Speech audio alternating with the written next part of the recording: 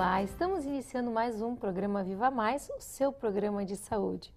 E hoje vamos falar sobre um assunto que é a essência do nosso programa, né? Que é o envelhecimento, qualidade de vida. E para falar hoje sobre esse assunto, temos um convidado que é um dos grandes especialistas do nosso país, Dr. Lair Ribeiro, que é médico cardiologista e nutrólogo, que é autor de 35 livros, dos quais 15 são best-sellers, 25 dos quais são traduzidos para outros idiomas e disponíveis em mais de 40 países. Na área de autoconhecimento, tem 149 trabalhos científicos publicados em revistas médicas americanas indexadas. Dr. Lair Ribeiro teve a oportunidade de viver 17 anos nos Estados Unidos e trabalhar em 3 universidades americanas, a Harvard Medical School, a Baylor College of Medicine e Thomas Jefferson University. Além disso, foi diretor médico da Merck Sharp & Dohme e diretor executivo, chegando a vice-presidente da CIBA. Ele hoje trabalha em vários países da América do Sul, da América Central, da América do Norte e na Europa, ministrando conferências e workshops sobre desenvolvimento pessoal, profissional e faz também cursos para médicos na área de anti-envelhecimento e modulação hormonal bioidêntica. Complicado, tanta coisa que eu falei, né, doutor Lair Ribeiro? O senhor vai ter que explicar bem isso para nós. Seja bem-vindo, é um prazer ter o senhor. Obrigado, é um prazer estar aqui com você. Eu já li muitos livros seus, viu? Obrigado, estar aqui com o Miguel e estar aqui com os seus telespectadores. Seja bem-vindo. Obrigado. Mas sabe que isso tem muito a ver com a minha área, né? Graças a Deus, como os meus colegas médicos falam, eu hoje em dia não sou mais médico, eu sou esteticista. Diz que eu faço só cirurgia para embelezamento, então eu fugi da área da doença. Deixa eu arrumar, ele é cirurgião plástico, né? Esteticista coisa nenhuma, ele é cirurgião plástico especialista na área. Né? E para mim, o melhor do mundo. O melhor do mundo porque é da família, né? Ele já me arrumou toda. Que bom. Mas eu tenho recebido, nós temos, está comentando agora, antes de começar o programa, eu tenho oportunidade também de fazer cirurgia e intercâmbio com outros colegas fora. Certo. E nós temos recebido, pelo menos uma vez por semana, eu recebo na clínica, doutor Lair, eu recebo um panfleto de congresso. E pelo menos nos últimos ano e meio, eu acho, o enfoque tem sido anti-envelhecimento. É verdade, isso aí é uma coisa... É uma moda que veio para ficar. Eu acho que o mundo está envelhecendo. Nos próximos 8 anos, o número de pessoas com mais de 40 anos vai dobrar. Quer dizer, todo mundo está envelhecendo. Infelizmente, as pessoas estão vivendo mais, mas ao mesmo tempo estão ficando mais tempo doente. O sujeito vive 90 anos, ele fica com Alzheimer de 81 aos 90, ou seja, ele passa 9 anos, ou seja, 10% da vida dele sem saber o nome do filho. Isso é muito triste. Envelhecer, todo mundo vai envelhecer. Agora, ficar velho é outra história. Ficar velho é você não conseguir enxergar, não conseguir escutar, perder o controle esfincteriano, perder a capacidade cognitiva, a autonomia. Isso ninguém quer. Agora, envelhecer faz parte da vida, né? Hoje tem como evitar tudo isso? Claro que tem. Tanto pela parte nutricional, que é muito importante. O genoma humano foi publicado em 2003. Esperava-se que o ser humano ia ter em torno de pelo menos 120 mil genes. Nós temos 23 mil genes funcionais. Então foi uma surpresa muito grande. Chegou-se à conclusão que não é o DNA que controla a biologia, é a epigenética. Surgiu então uma disciplina chamada epigenética, o próprio nome já diz, transcende a genética e que tem muito a ver com o meio ambiente. Então eu posso, através de nutrição, através de nutrientes, modificar a expressão gênica. Vou dar um exemplo simples. A mãe morreu de câncer de mama, a irmã mais velha morreu de câncer de mama. A paciente vem preocupada porque ela mandou o sangue dela para os Estados Unidos e foi detectado que ela tem o BRCA1/2, ou seja, ela tem um gene para o câncer de mama. E antigamente dizia, vamos fazer uma mastectomia preventiva. Hoje não, hoje a gente fala, você tem 2 opções. Ou você vai ingerir uma crucífera, que é um repolho, um nabo, uma couve-flor, uma couve de Bruxelas, um brócolis, um repolho, 2 vezes por semana, ou você vai fazer o uso de um nutriente chamado indol 3-carbinol para o resto da vida, 200 mg por dia, e isso não vai deixar aquele seu gene se expressar. Então hoje nós trabalhamos com a expressão gênica, ou seja, mesmo que a pessoa tenha genética para uma doença, nós podemos ir lá e metilar aquele gene, se faz por um processo de metilação, e aquele gene não se manifesta. Então nós silenciamos o gene. E isso é feito através da nutrição. Hipócrates, o pai da medicina moderna, 400 anos antes de Cristo, já dizia: deixe o seu remédio ser seu alimento e que seu alimento seja o seu remédio. Ou seja, chegou essa hora, entende? Através da nutrigenômica, que é uma outra ciência que não existia, aliás, não existe nem nas faculdades ainda, está surgindo no mundo, ela surgiu a partir de 2003, também com a publicação do genoma. A nutrigenômica é exatamente a ciência onde, através da nutrição, você pode manipular a expressão gênica. E isso dá uma liberdade muito grande. Como, por exemplo, assim, tomar uma vitamina de vez em quando? Pois é, então, tem gente que tem mais predisposição para uma doença que pode ser silenciada por uma vitamina específica. Já o outro é a outra vitamina, já o outro é a outra. Não é uma coisa genérica. Nós estamos fazendo uma medicina personalizada. Tá, não é a pessoa comprar um complexo de vitamina e tomar todo Primeiro todo que dia. os complexos de vitamina que você compra na farmácia, em geral, os minerais não são quelados. E quando o mineral não é quelado, a absorção é mínima, praticamente zero. Então você apenas enriquece as fezes, eu digo. Esses multivitamínicos de farmácia apenas enriquecem as fezes, porque não vai ser absorvido. Entendeu? E outra coisa, você tem que tomar muito cuidado, porque, por exemplo, as vitaminas do grupo B.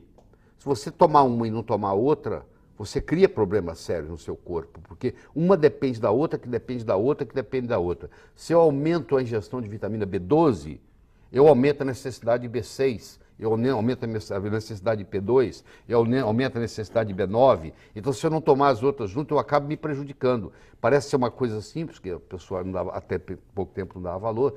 Isso aí é vitamina, isso aí se você tomar demais sai na urina. Não é bem assim.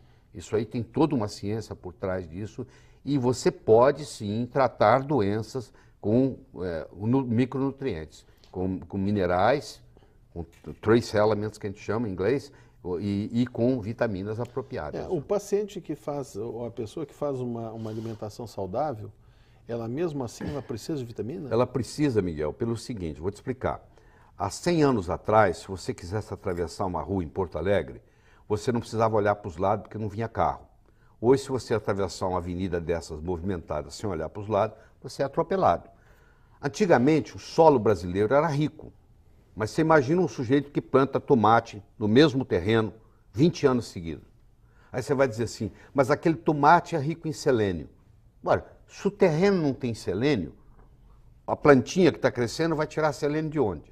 Então, o que aconteceu? Nos últimos 30 anos, a concentração de nutrientes nas frutas e nos vegetais caiu em torno de 50%. Então, hoje nós ingerimos 50% menos iodo do que nós ingerimos há 30 anos atrás. Ingerimos 50% menos magnésio, 50% menos selênio, 50% menos zinco. Então, mesmo uma pessoa que tem uma dieta perfeita, que isso não existe, que é ingerir de 5 a 7 diferentes frutas por dia, eu acho que a pessoa hoje não tem nem tempo de comer 7 frutas por dia, a maioria não tem dinheiro para isso, né? Quanto mais encontrá-las, né? Então, eu não encontro ninguém que tenha uma dieta perfeita. Não encontro. Até hoje não encontrei. E mesmo se essa pessoa tivesse uma dieta perfeita, ele ainda provavelmente não estaria recebendo os nutrientes necessários. Conclusão, nós entramos numa fase onde, para a pessoa manter uma saúde perfeita, ela tem que partir para a suplementação. Ela tem que se suplementar com vitaminas e minerais. Em geral, os colegas médicos, professores da faculdade dizem assim, isso aí não ajuda em nada, não é científico. Tem mais de 5 mil artigos publicados, entendeu? Hoje existe uma coisa chamada Google Acadêmico, que é o www.scholar.google.com. Ali, todos os trabalhos publicados, indexados em revistas científicas, estão ali. Você digita lá, vem centenas de milhares de artigos. Então, a gente não tem tempo de ler. A gente fala que não é científico. Mas quem se dedica a isso, quem estuda isso, esse material é riquíssimo, é uma coisa impressionante. Eu não preciso ter escorbuto para tomar vitamina C, entendeu? Eu não preciso esperar isso. Eu posso fazer. A vitamina C vai ajudar em muitas coisas, até antes de chegar no escorbuto. Eu não preciso manifestar o escorbuto para poder dizer, eu preciso de vitamina C. Como é que a gente faz a avaliação desse paciente? Por exemplo, trabalha com anti-envelhecimento. Sim. Né? Então, como é que eu faço uma avaliação para o paciente Tá. do que ele vai ter que Tá bom. comer, não vai Tá ter certo. que comer. Eu digo mais porque o nosso objetivo aqui, Laíra, Certo. É prático, né? Tá. é até assim, é serviço de utilidade pública. Tá É certo. quem o paciente deve procurar. Tá bem. Como que ele pode, porque ele está te vendo falar, Laíra, assim, ó, olha, tem que procurar, tem que tomar, a gente não consegue comer vitamina, tá, mas eu não consigo comer tudo que eu preciso. Tá, e aí, quem eu procuro, como que eu faço, Hoje e quem é existe, médico, o que faz? hoje existe uma especialidade médica no mundo, nós somos mais de quase 100 mil médicos no mundo, fazemos um congresso 2 vezes por ano nos Estados Unidos, onde vão 10, 12, 15 mil médicos de anti-envelhecimento. É uma especialidade, hoje tem pós-graduação nisso, tem mestrado nisso, tem MBA nisso. Quer dizer, hoje é uma especialidade médica, é o médico trabalhar com anti-envelhecimento. Nós temos a idade biológica, que é a idade do desgaste do corpo, e temos a idade cronológica, que é a idade da certidão de nascimento. Então, por exemplo, eu tenho, na minha idade cronológica, eu tenho 66 anos. Está lá, nasci em 1945, tenho 66 anos de idade. Quando eu faço o teste da idade biológica, que eu já fiz nos Estados Unidos, eu tenho hoje 52 anos. Então eu tenho 66 na minha certidão de nascimento. Eu tenho 52 na minha idade biológica. É coisa boa. O que faz essa diferença? É o seguinte, nós envelhecemos por várias razões. Primeiro, nós envelhecemos por uma coisa chamada encurtamento telomeral. No fim do cromossoma existe uma coisinha que segura o cromossoma, que chama telômero. O Prêmio Nobel de Medicina de 2009 foi ganho por 3 cientistas americanos, um da Johns Hopkins, um da Universidade de São Francisco e um de Harvard, justamente pelo telomerase e anti-envelhecimento. Ou seja, quem falar que anti-envelhecimento não é científico está blasfemando, porque nada é mais científico do que um Prêmio Nobel de Medicina. Tem que ser... Isso saiu na televisão agora, não faz muito. Exatamente sobre isso. Então. Vai encurtando o telômero Exatamente. e o cara vai envelhecendo. A tentativa é manter comprido. Exatamente, exatamente. Então, existem enzimas chamadas telomerases que esticam esse telômero.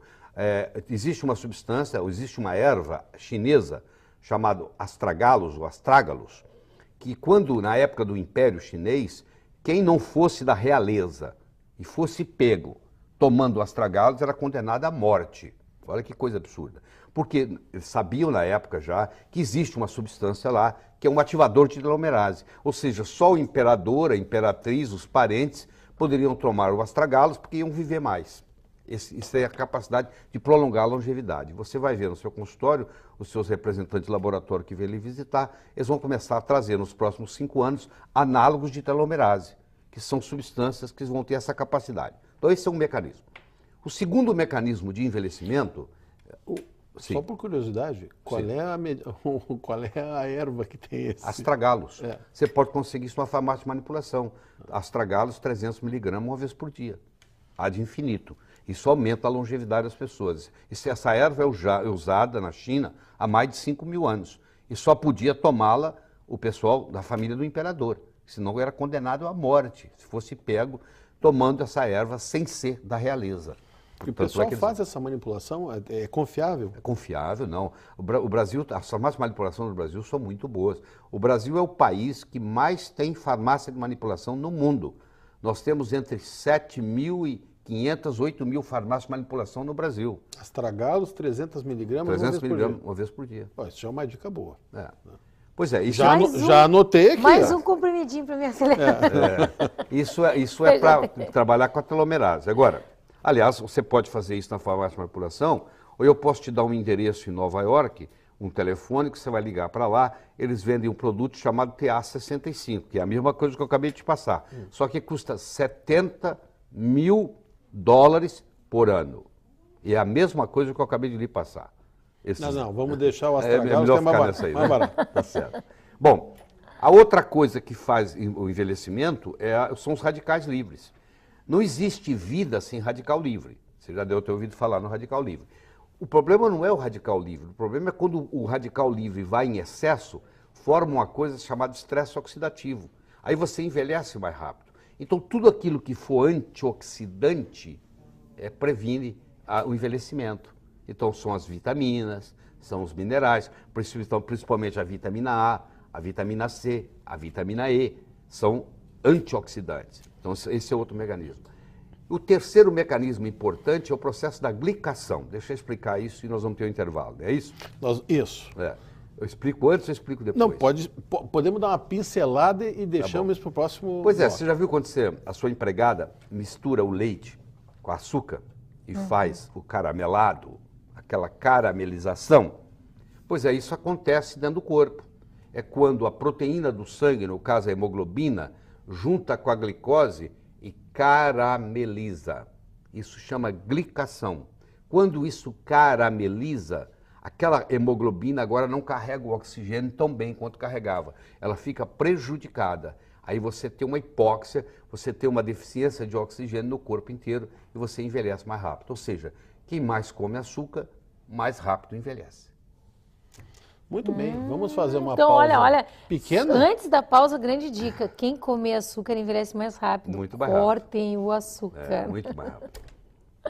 E não mudem de canal que vai ficar cada vez melhor. A gente já volta. Então, nós estávamos falando, né, doutora Laís Ribeiro, quem está nos pegando agora, sobre envelhecimento, sobre envelhecer com qualidade de vida, que a gente até pode ficar com mais idade, mas sem ficar velho, né? Sem ficar velho. Quem nos pegou agora. Que é envelhecer sem adoecer. Sem adoecer. E o doutor Laís Ribeiro estava falando antes do comercial que uma das coisas que a gente pode fazer para não envelhecer, ou envelhecer com mais qualidade de vida, diminuir a ingestão de açúcar. diminuir a ingestão de açúcar. E os adoçantes, doutor Laís? Os adoçantes é um problema sério, porque tirando a stevia, todos os outros adoçantes são prejudiciais. Tanto quanto o açúcar ou pior? Eu diria que pior. Porque, por exemplo, você pega o aspartame, que está em mais de 5 mil produtos hoje no mundo, o aspartame, quando ele chega no sangue, ele vira veneno de matar formiga. Entendeu? E ele lesa o sistema nervoso central. Você pega substâncias na linha da sacarina, que quando cai no sangue, você aumenta a vontade de comer doce. Tem muita gente que não consegue dominar a vontade de comer doce porque está tomando muito adoçante. É um absurdo. Você vê uma pessoa vai adoçar uma xícara de café. Uma gota é suficiente para adoçar o café todo. Você pode testar. Ela põe 6 gotas. Eu não entendo por quê. Não vai adoçar mais. Uma já vai saturar o café. Mas ela tem aquela mania e põe 5, 6 gotas. E aquilo ali é uma lesão muito grande. Então aprenda a tomar o café sem açúcar, sem nada. E eu desafio qualquer telespectador seu, se você tomar o seu café sem nada 5 vezes seguidas, nunca mais você adoça o seu café. Porque o café, o gosto do café, quando você coloca o açúcar, você mata o café, não tem mais graça. Você está tomando uma coisa açucarada, pode ser água. Agora, para você saborear o café mesmo, ele tem que ser sem açúcar. E isso é uma coisa que os americanos fazem bem, apesar de eles comerem muito açúcar, mas o café eles não adoçam. Isso é uma mania que tem lá, entendeu? Mas tira completamente o açúcar da dieta? Quanto mais açúcar você tirar da dieta, mais você vai viver. Antes da Primeira Guerra Mundial, a média era de 15 quilos por pessoa por ano. Hoje é 180 quilos por pessoa por ano. Aumentou mais de 10 vezes. E em 1930 não tinha diabetes. Você não achava diabetes. Entendeu? Pra você ter uma ideia, o Dr. Paul White, chefe de cardiologia de Harvard, ele voltou da Holanda trazendo um eletrocardiógrafo. Ele levou 7 anos fazendo eletrocardiograma de pacientes, Miguel, para descobrir o primeiro infarto. Ele procurou de 1920 a 1927. Em 1927 ele encontrou o primeiro, não tinha infarto do miocárdio, não existia isso. Não existia doença cardiovascular. Não existia diabetes.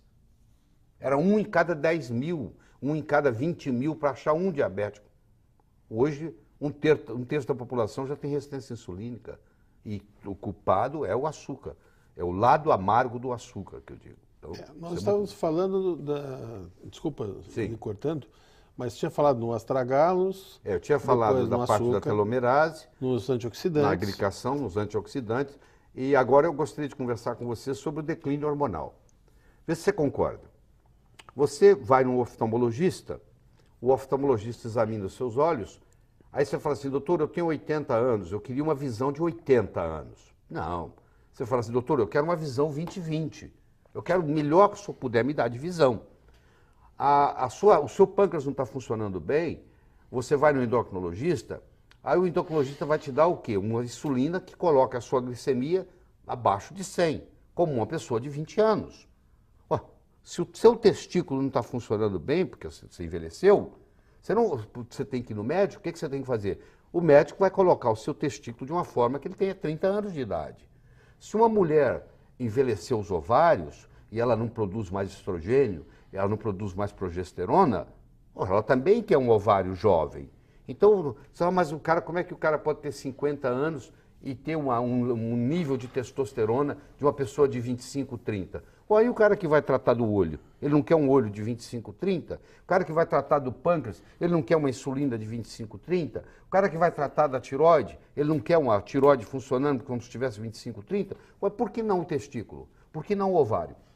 E eu quero bem enfatizar bem, porque o hormônio, quando eu falo de hormônio, a visão que está se tendo é que o hormônio é sexual, ele é também sexual. Mas deixa eu falar o que a testosterona faz. O órgão que mais tem receptor para testosterona não é o testículo, não é o pênis, é o coração. Então o cara começa a ter dificuldade para subir a escada, é porque ele tem lesão, tem falta de testosterona. Esse raciocínio tridimensional que nós temos, que o homem tem melhor do que a mulher, isso aí o homem ganha da mulher, porque o homem tem um raciocínio tridimensional diferente, a mulher ficava na caverna e o homem ia trabalhar, ele não ia de táxi, ele não ia de metrô, ele não ia de ônibus, ele ia a pé. E o escritório dele ficava na selva. E cada dia ele caçava num lugar diferente. E ele tinha que voltar para casa à noite, e não tinha bairro, não tinha número, não tinha nada, e todas as cavernas se pareciam, e ele tinha que evitar dos inimigos ainda. Então o homem desenvolveu essa capacidade de raciocínio tridimensional. Você vai ter pacientes... Localização, né? Isso. Por isso que... Isso é sabido, né? A mulher tem mais dificuldade de direita e esquerda. Agora com GPS de... resolveu, né? Mulher com GPS, a mulher com a pílula anticoncepcional e com GPS ela não precisa mais da gente, entendeu? Então o que aconteceu? Esse tridimensional ele vai perdendo. O paciente vai dizer para você assim, doutor, eu conseguia fazer conta de cabeça, hoje eu preciso de usar uma calculadora. Porque ele perdeu essa capacidade tridimensional. Então eu estou falando do cérebro, eu estou falando do coração, eu estou falando da parte muscular, né? Porque o indivíduo vai envelhecendo, ele vai encurvando, ele vai diminuindo de estatura, entendeu? Eu estou falando da parte do própria glicemia. Eu tenho pacientes que não conseguem regular a diabetes, você entra com modulação com testosterona, eles regulam a diabetes. E aí quando a gente começa a discutir o assunto de hormônio, eu sei que o telespectador está dizendo assim, mas hormônio não dá câncer? Não, o hormônio não dá câncer. O hormônio usado antigamente, que não era esse que nós estamos conversando, dava câncer. Eu vou lhe falar por quê.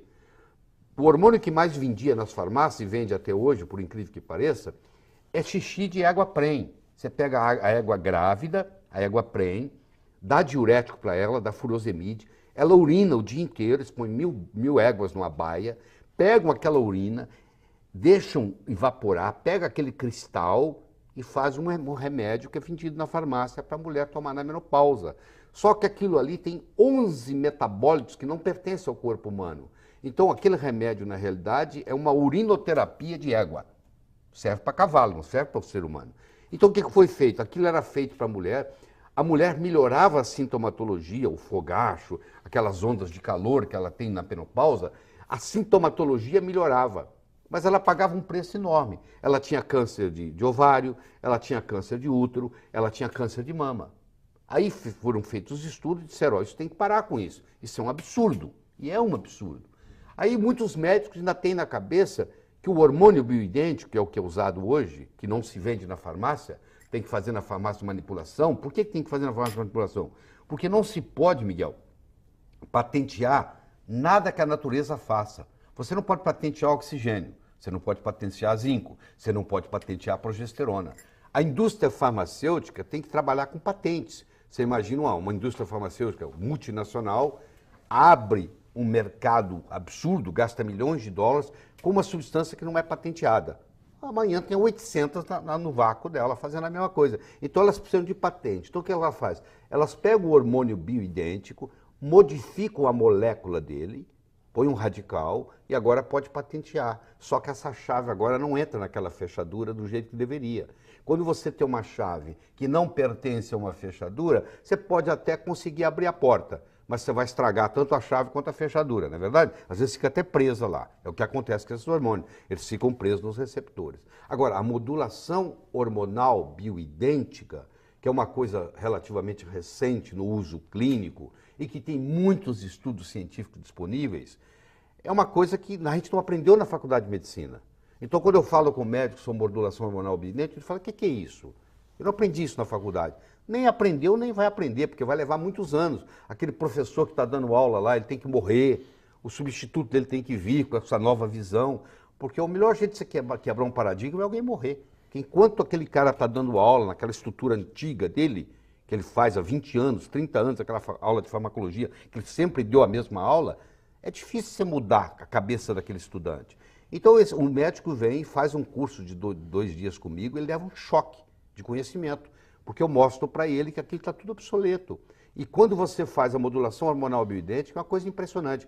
Eu digo para o médico, você vai se sentir muito mais orgulhoso de ser médico, porque o paciente chega e fala, doutor, eu nunca me senti tão bem na minha vida.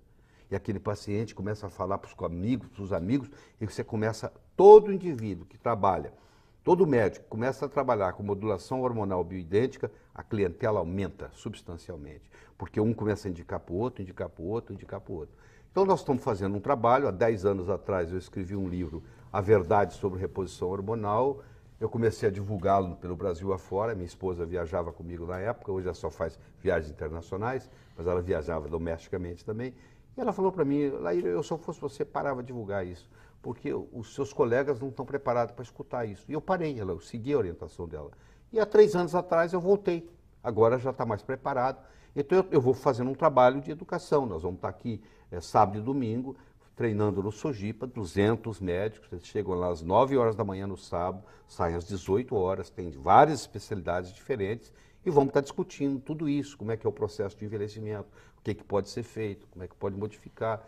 É impressionante a mudança. A mudança é aquele indivíduo que está chutando o pau da barraca, que já está vendendo tudo, que quer parar de trabalhar, de repente eu modulo ele começa a produzir, ele quer abrir uma nova fábrica, muda a percepção totalmente e muda a saúde da pessoa.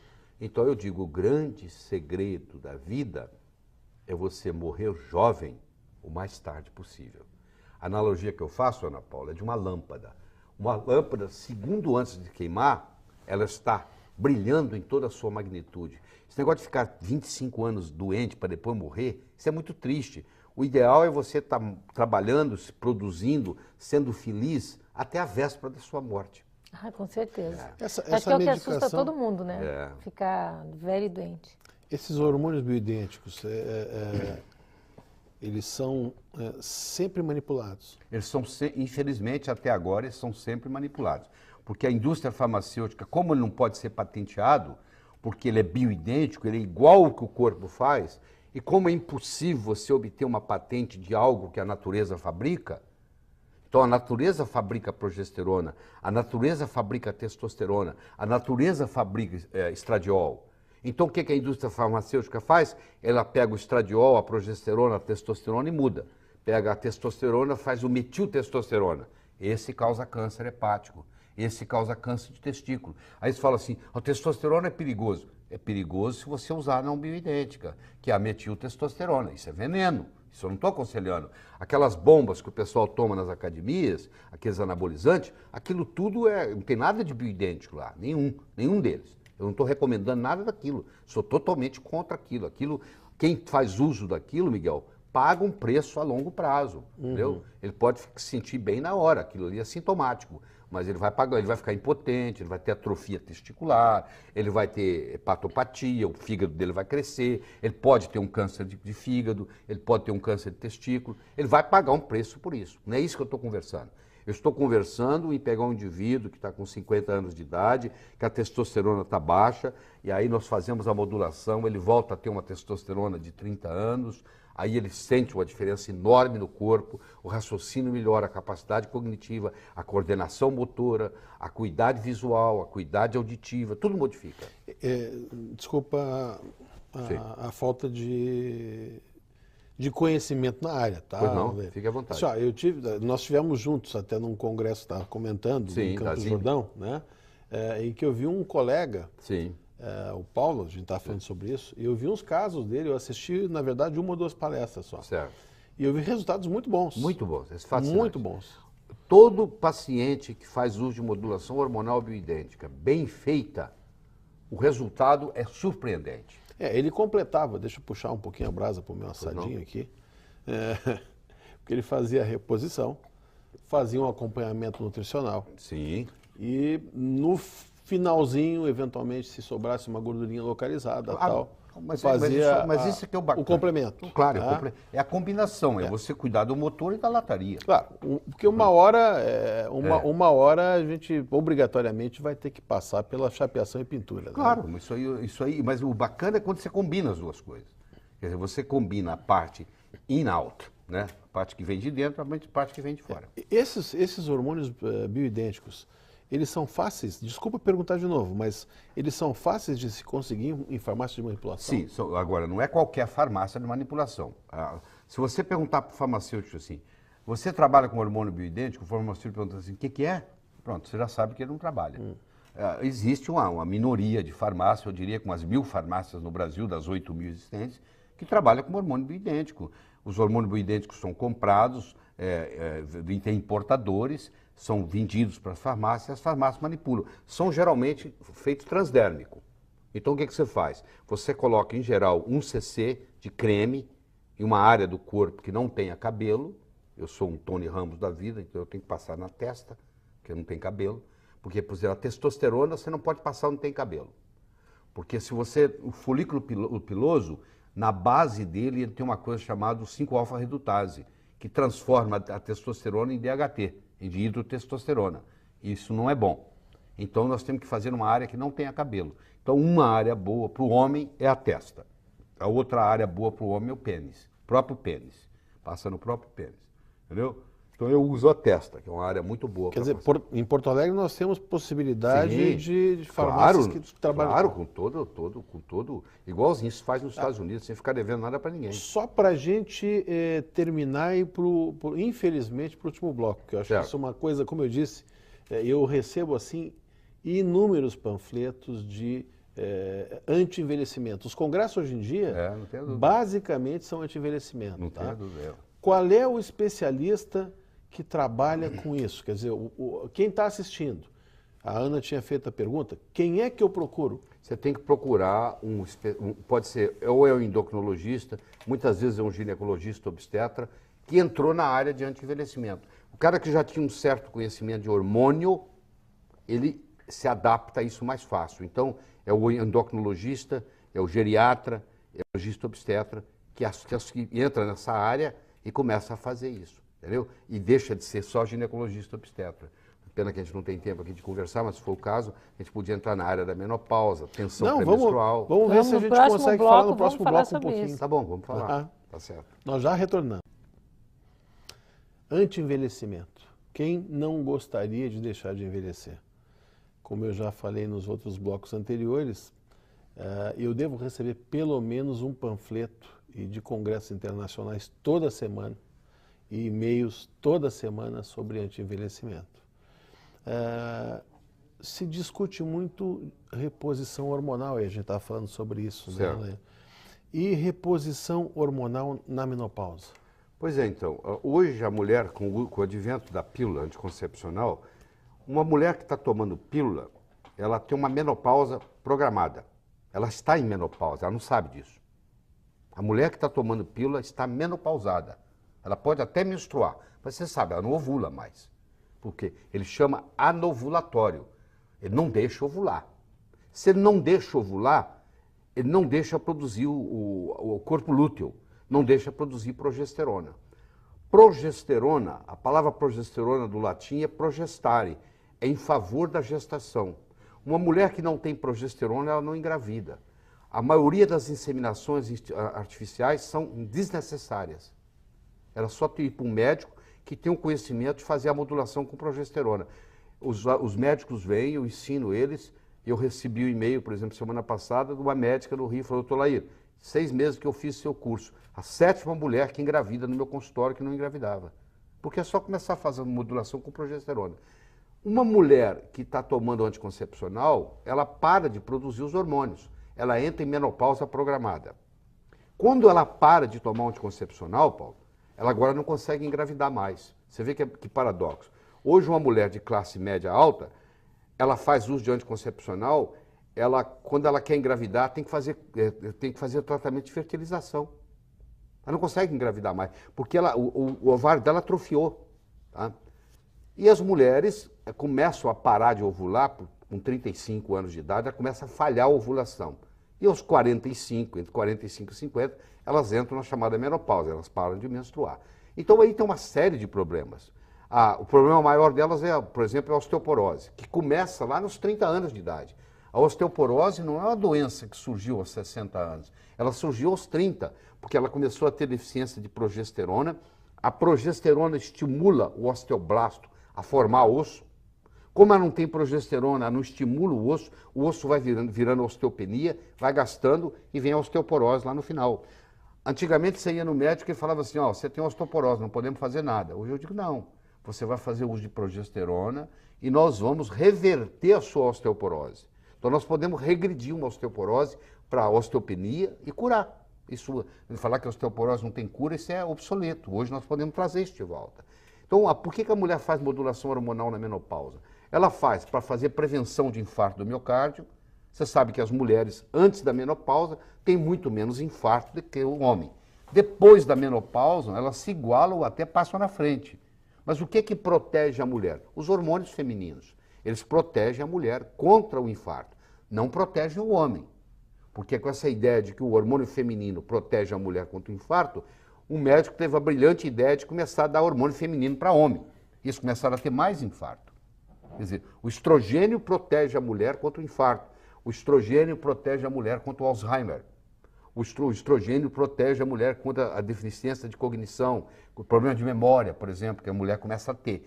Então, quando a mulher faz a modulação hormonal, ela está tratando os fogachos, aquelas ondas de calor, ela está tratando os distúrbios geniturinários, ela começa a ter infecção urinária frequente, começa a tomar antibiótico. Ela não precisa tomar antibiótico.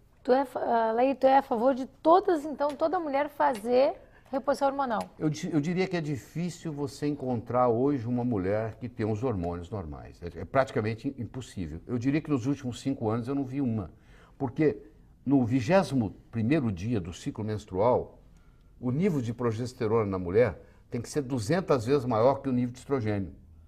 E eu, nos últimos 5 anos, eu não vi um caso assim. Por vários problemas, pelos refrigerantes que toma, pelo açúcar que ingere. A mulher, vocês mulheres entraram no mercado de trabalho, mas você continua com a sua responsabilidade do lar. Se o jantar não sair, o seu marido não vai brigar com a empregada, vai brigar com você. Vai dizer, por que não saiu o jantar? Não é verdade? Quer dizer, você continua cuidando das crianças para dormir. Você hoje tem dupla jornada. Você trabalha durante o dia na sua profissão e você chega em casa e você tem o papel de dona de casa. Você não delegou isso para ninguém. E o seu marido não assumiu isso. Estou falando em média, claro, tem as exceções. Então a mulher hoje, é difícil encontrar uma mulher que não esteja estressada. No momento que a mulher fica estressada, o hipotálamo dela fala assim, essa mulher não pode engravidar. Vamos deixar ela parar de ovular. Então a maioria das mulheres estressadas não ovulam. Se elas não ovulam, elas não produzem progesterona. Você quer ver, pega uma mulher que corre, corrida de maratona. Mulher não foi feita para correr. Ela começa a correr, aí o hipotálamo fala, essa mulher está muito estressada, pô. Esse estresse físico de correr 10 quilômetros, essa mulher não pode engravidar. Aí ela para de ovular. Ela continua insistindo, você vai ver, médicos que acompanham atletas vão concordar, aí ela tem a menorreia, ela para de menstruar. A maioria dos atletas maratonistas nem menstrua mais. Entendeu? Não só não ovula, como não menstrua. Então isso começou a ter... Então eu digo, as mulheres estão precisando de modulação hormonal. Antigamente a pessoa morria cedo. Hoje você morre muito mais velho. Então, quer dizer, você fica muito mais tempo velho. Então, por isso que você precisa de um melhor trato. Se você quer ter um carro que dura muito, você tem que fazer uma manutenção nele. O carro que você vai vender logo, tudo bem. Você usa ele 5 anos, descarta ele, tudo bem. Mas aquele que você quer usar aqui 20, 25 anos, você vai ter um cuidado melhor, você vai fazer uma manutenção. Então, a pessoa que quer envelhecer com saúde, um envelhecimento saudável, uma longevidade saudável, ela tem que fazer uma manutenção diferente, ela tem que ter uma nutrição diferente, ela tem que ter uma alimentação diferente, ela tem que saber dormir diferente. O melhor remédio que existe para você se manter jovem se chama sono reparador. Então deixa eu dar uma dica para o seu telespectador. O ser humano foi feito para dormir no escuro absoluto. Se você tiver uma luzinha do DVD no seu quarto de dormir, já perturba a sua pineal. A pineal é a glândula que produz a melatonina, que é o hormônio da juventude. A melatonina não deixa você ter câncer, a melatonina é o mais potente antioxidante que o corpo produz, a melatonina estimula o seu sistema imune, a melatonina faz o seu ciclo circadiano. No momento que você tem claridade onde você dorme, já começa o problema. Quem dorme com a luz acesa envelhece mais rápido. Quem dorme com a luz acesa engorda mais. Você quer engordar, é só dormir com a luz acesa. O ser humano foi feito para dormir no escuro absoluto. A mãe deixa a luzinha do corredor acesa para o filho fazer xixi de noite. Aquele filho, se você observar, ele pega mais amigdalite na escola, entendeu? Ele fica mais gripado, com mais frequência. Por quê? Porque aquela luzinha, a pineal interpreta como se o dia estivesse amanhecendo. Nem com o luar? Nem com o luar, não. O ideal é absoluto... Absoluto. Se você conseguir ver a sua mão, não está bom. Escuro é assim, ó. Você não consegue ver a sua mão. Se você fazer, eu consigo ver minha mão, não está bom. E eu vou te fazer, você vai falar assim, mas eu ponho aquele negócio no olho, para tampar o olho. Não faz diferença. Eles pegaram luz, colocaram atrás do joelho da pessoa. Tudo escuro, debaixo da coberta, uma luzinha no joelho. Fez diferença. Então a pessoa que tem saúde, ela dorme no escuro absoluto, absoluto, absoluto. E não custa nada. E a conta de luz ainda diminui. Outra coisa importante. O mais potente antioxidante que existe no planeta é o próprio planeta, é a Terra. Quando você pisa no chão, na areia, no capim, você recebe elétrons. Então não existe nada melhor para a saúde que andar descalço. Você pega o pessoal da roça, que não come muito bem, que trabalha tudo, muito, e tem saúde, muito mais saúde do que o urbano, que vive na cidade, porque ele anda com o pé no chão. Nós andamos de sapato o tempo todo. Eu digo para a pessoa, a melhor coisa para você acabar com o estresse é pisar na areia, pisar no chão. Sabe aquele quando você vai na praia, aquele lugar da praia que a água bate na areia? A pessoa anda ali 10 minutos, pode estar com dor de cabeça, que for, acaba na hora. É uma coisa que não custa dinheiro nenhum. Quer acabar com o estresse? Pise no chão. Põe o pé no chão. Deixa eu voltar um pouquinho aquele negócio aquele ponto da reposição hormonal. Sim. Essas meninas, nós falamos na menopausa, tá? Sim. E tá falando sobre quem não menstrua, está tomando anovulatório, tomando pílula, certo. Na verdade está fazendo uma menopausa química. Certo. Tá? Essas meninas, qual seria a prevenção, na verdade? Pois é, primeiro que essas meninas hoje estão menstruando muito mais cedo, você já percebeu isso, né? Na época dos nossos avós, a mulher menstruava aos 16, 17 anos. Hoje tem menina de 8, 9 anos menstruando. Primeiro, porque elas ingerem demais açúcar. Isso é um grande problema. Segundo, eu sei que vocês não vão gostar de escutar, mas eu vou falar, é o problema da soja. Sinto dizê-lo, soja não é um alimento saudável, a não ser que ela seja fermentada. E pregam que é, né? Não, tem que ser fermentado. Mas o oriental come muita soja, ele come soja fermentada. Porque leitinho de soja também não... Deus me livre, leite de soja, na menina faz ela ter mama e cabelo na região pubiana com 8 anos de idade, se ela tomar um copo de leite de soja todo dia. E o menino não deixa o pênis crescer. Tem muita criança que... Vou jogar fora meus leitinhos de soja. Tem muita criança com problema de síndrome do pênis pequeno porque a mãe, sem saber, deu soja para ele, leite de soja a vida inteira. Leite de soja não é leite, isso aí é um nome, é extrato de soja. Isso aí, a longo prazo, causa problema, principalmente no homem, porque a isoflavona que tem na soja, ela mimetiza o hormônio feminino. Então você pega um menino que está para entrar na puberdade, tomando um copo de leite de soja todo dia, ele está tomando um hormônio feminino todos os dias. O pênis não cresce. Daqui a pouco tu vai estar entrevistando falando com a vacina. Eu tenho na minha geladeirinha. Não vai mais existir na geladeira o leitinho de soja. Mas como é que a gente faz a anticoncepção da menina, se eu não A posso melhor usar anticoncepção que eu conheço é um copo d'água. Aí você pergunta para mim, antes ou depois? Pergunta. Eu tenho até medo de perguntar. Pergunta. Antes ou depois? Em vez de. Eu tomar um copo d'água em vez de ter uma relação sexual. É complicado. Agora, o que eu posso dizer é que o anovulatório oral, tá? Anovulatório, a própria palavra já diz, está causando um problema. Você vai pagar um preço por isso. Então você fala assim, mas o que eu faço? Bom, o que você faz? Tem uma menina de 19 anos, uma paciente sua, que fala, doutor, eu não abro mão do meu anovulatório. Tá bem. Então eu vou fazer o seguinte, do 14º ao 24º dia do seu ciclo menstrual, eu vou lhe dar 1 ml de progesterona, 40 mg por ml, na hora de dormir você vai esfregar na mão assim, ó, aqui no punho, e aí aquilo vai absorver, você vai ter um sono espetacular, porque a progesterona, a única coisa que ela tem de problema é que ela causa uma certa sonolência logo em seguida, mas se você faz na hora de dormir, é uma maravilha, você vai ter um sono profundo, e no dia seguinte já não tem mais nada.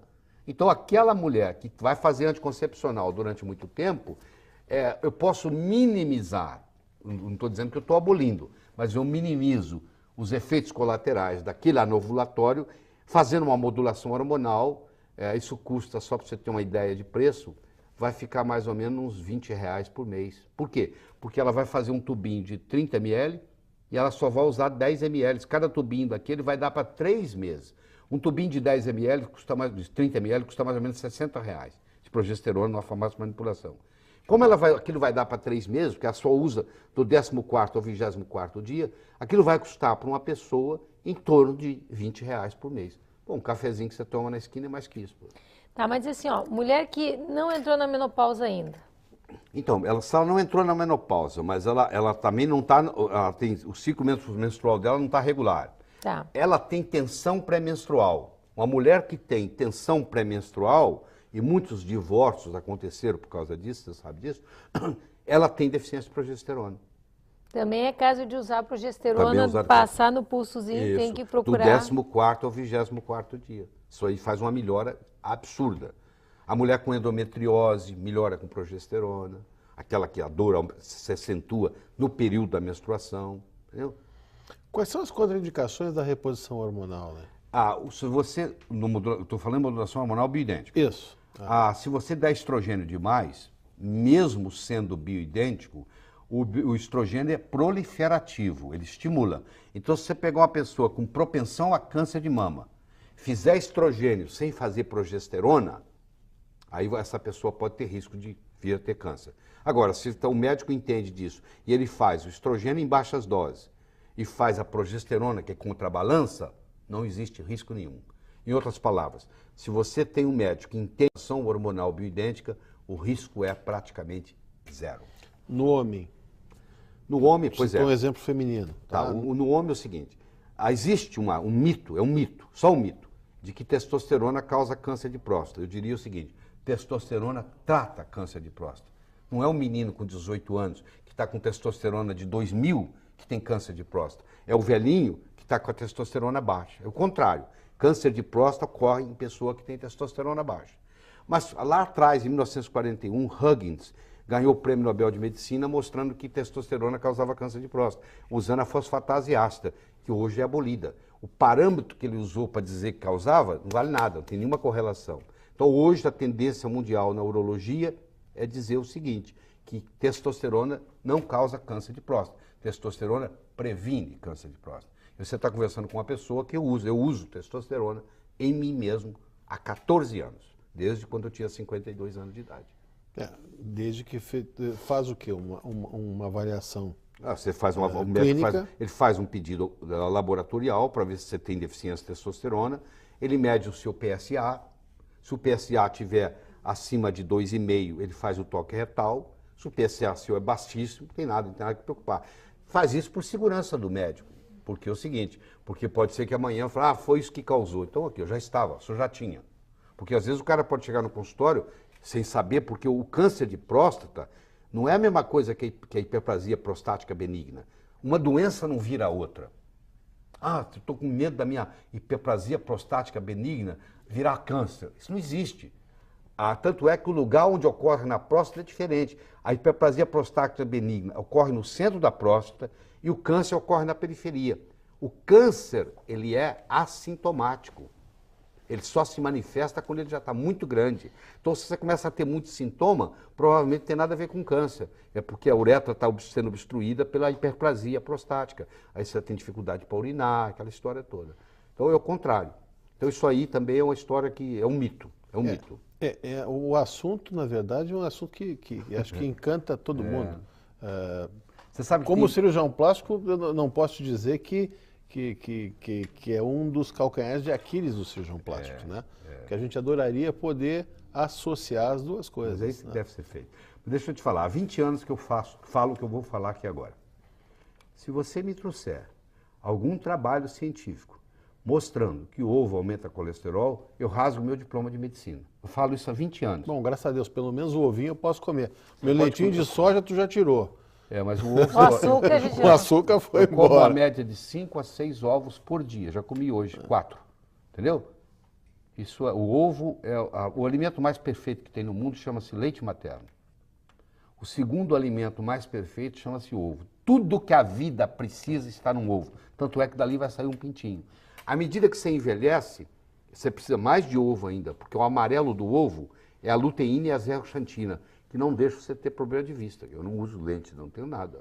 Pô, acho que é por isso que os meus colegas oftalmo até hoje e o pessoal em casa, os pacientes ficam me rogando praga, que eu não uso óculos também. Parabéns. Ah, e ele rouba todo o ovo quando a gente está fazendo a maionese, é Ah, verdade. então, A minha tá mãe vendo? agora até aprendeu a fazer um ovinho especial para ele. Olha, foi um prazer, viu? Prazer. foi Olha, meu, doutor gente. Laíre, uma alegria ter o senhor conosco. Já li muitos livros seus, Obrigado, continuarei Ana lendo.